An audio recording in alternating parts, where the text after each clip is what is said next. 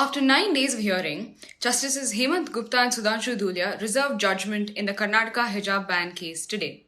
At the end of today's hearings, Justice Gupta said, "Now our homework begins." The homework in this case will indeed be extensive. The judges have 3 weeks to deal with the many constitutional questions this case throws up before Justice Gupta retires on October 16th. Today's hearing, in which the petitioners rebutted the Karnataka government's arguments supporting the ban, presents a snapshot of the questions this judgment must consider.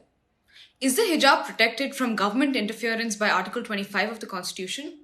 To answer this question, the court will have to consider if the essential religious practices test is the appropriate way to decide which practices are constitutionally protected.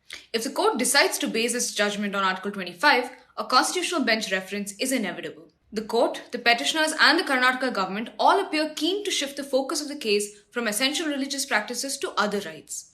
Today, the petitioners reminded the court that the ban violates crucial rights to education, free expression through dress, equality, privacy, and dignity.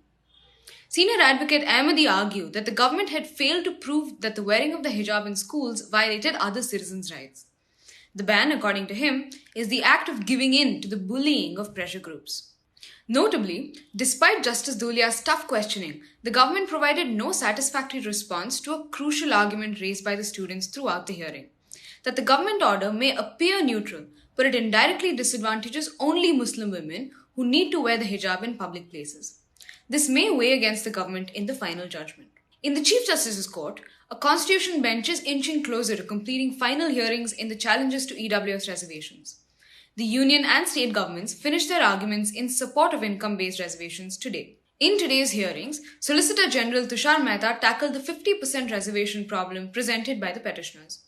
The 50% limit, established through a series of old Supreme Court judgments, dictates that reserved judgments should not be more than the available unreserved seats in any selection process. The petitioners argued that the 50% limit is part of the basic structure of the Constitution and cannot be amended.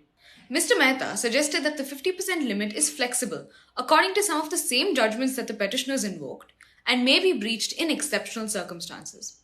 This argument throws open a wide variety of questions about the 50% limit. Is it a fixed rule or a flexible guideline? What explains the logic of the limit?